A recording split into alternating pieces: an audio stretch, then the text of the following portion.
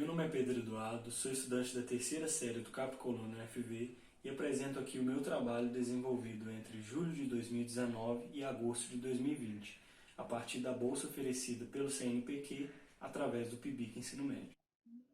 O título do meu trabalho é o Gerenciamento de Resíduos Gerados em Aulas Práticas de Química do Capcoluna UFV utilizando preceitos da Química Verde.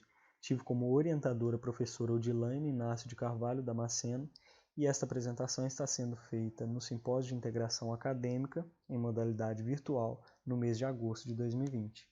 Como introdução, vale compreender que o ser humano alcançou na contemporaneidade alto nível de desenvolvimento tecnológico, o que contribuiu para a melhoria de sua qualidade de vida. Entretanto, sabe-se que a ação antrópica gera resíduos que têm impactos negativos no meio ambiente. Nesse contexto, surgiu a Química Verde propondo um desenvolvimento humano que fosse sustentável. Essa área da química dedica-se à criação, ao desenvolvimento e aplicação de produtos e processos químicos que visam reduzir a geração de resíduos e, consequentemente, reduzir os impactos do ser humano no meio ambiente. Sabendo disso, e agindo em nível local, teve-se como objetivo dessa pesquisa, objetivo geral, o gerenciamento de resíduos de aulas práticas de química do colégio usando princípios da química verde mencionados. Também como objetivos específicos teve-se a reutilização de uma solução de descarte de permanganato de potássio em uma aula sobre cinética química, uma vez que a disciplina de química do colégio exigia uma demanda para a inclusão dessa aula. Também tratar adequadamente o resíduo de dióxido de manganês e aplicar a teoria aprendida em sala de aula. Sobre os materiais utilizados no procedimento experimental, cita-se, por exemplo, papel de filtro, placa de Petri, almofariz e pistilo no tratamento do resíduo de dióxido de manganês, bureta, Erlenmeyer e Becker no tratamento da solução descarte de permanganato de potássio, balão volumétrico, Proveta e Becker no preparo de soluções. Sobre a recuperação do catalisador dióxido de manganês, sabe-se que este resíduo foi gerado em solução em várias aulas práticas no colégio, uma vez que, como já mencionado, esse composto atua como catalisador da decomposição do peróxido de hidrogênio ou água oxigenada. Para o tratamento desse resíduo, foi realizada uma filtração simples. Depois, os papéis de filtro foram colocados em placas de Petri para secagem durante 2 semanas. Depois o resíduo foi coletado e triturado e por fim foi realizado um teste de funcionalidade para avaliar a sua recuperação, como será explicado mais à frente.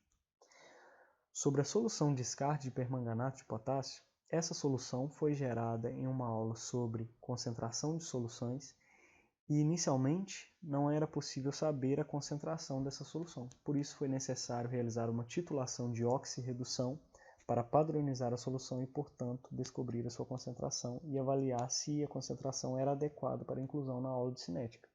Para tanto, utilizou-se o padrão primário oxalato de sódio, conforme a equação da reação descrita, e colocou-se no becker uma solução contendo o padrão, contendo 15 ml de solução de ácido sulfúrico 1 mol por litro e 60 ml de água destilada. Também numa bureta colocou-se a solução de permanganato de potássio.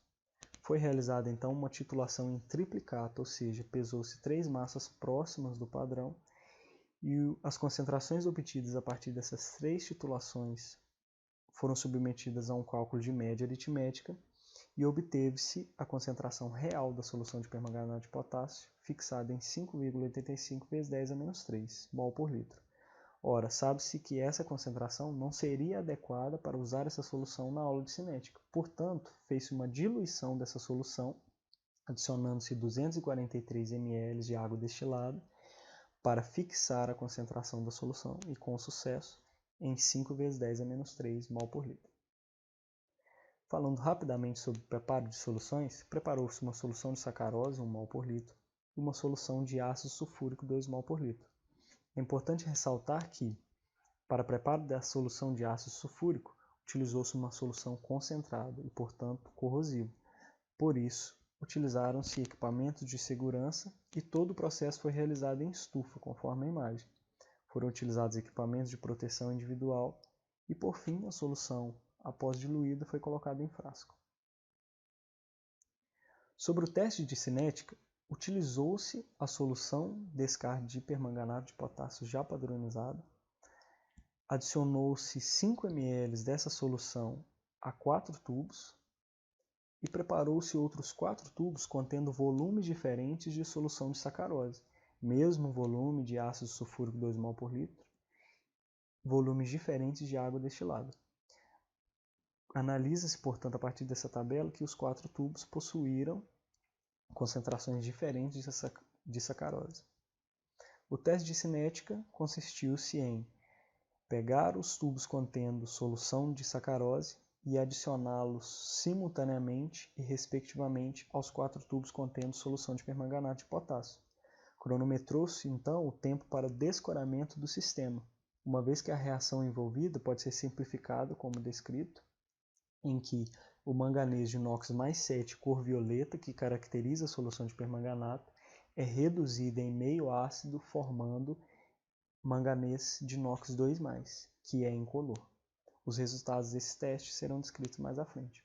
Falando sobre resultados de discussão da recuperação do catalisador de óxido de manganês, a massa recuperada desse composto foi de 44,35 gramas em um aspecto de pó de coloração preta, e o teste como catalisador consistiu-se no seguinte: adicionou-se água oxigenada a um tubo de ensaio e uma pequena quantidade de dióxido de manganês e observou-se a formação de bolhas, o que indicou a produção de gás oxigênio.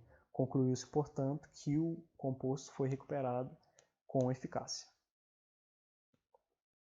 Sobre resultados do teste de cinética, o teste foi satisfatório, uma vez que seus resultados tiveram coerência com a teoria de cinética, conforme será explicado. A partir da tabela, é possível verificar que, à medida que a concentração de sacarose nos tubos diminuiu, o tempo de reação aumentou e, portanto, a velocidade da reação foi inferior à medida que a concentração de sacarose diminuiu. Vale destacar que a concentração de permanganato de potássio foi constante para os 4 tubos. Esse gráfico reforça essa ideia de que, à medida que diminuiu-se a concentração de sacarose, o tempo de reação aumentou. É possível comprovar, então, que a velocidade das reações diminui com a diminuição da concentração do reagente. E isto é condizente com a teoria de cinética química, que explica que, à medida que aumentamos a concentração de um reagente, aumenta-se o número de colisões efetivas e aumenta-se, então, a velocidade da reação. Conclui-se, portanto, que a recuperação do permanganato de potássio foi eficaz, uma vez que o teste, para incluí-lo na aula de cinética, teve um resultado condizente com a teoria aprendida em sala de aula.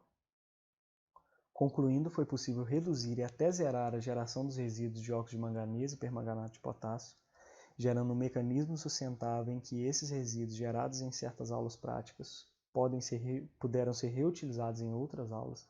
Atendeu-se à demanda da disciplina para a aula de cinética química, elaborando inclusive um roteiro para a inclusão dessa aula. Algumas referências bibliográficas utilizadas para essa apresentação. Os agradecimentos ao CNPq por oferecer essa bolsa de pesquisa, ao Cap Colônia e ao UFV por ser um espaço em que foi realizada essa pesquisa, ao CIA pela oportunidade da apresentação e à minha orientadora por compartilhar seus conhecimentos e contribuírem muito para a realização desse trabalho. Agradeço pela oportunidade.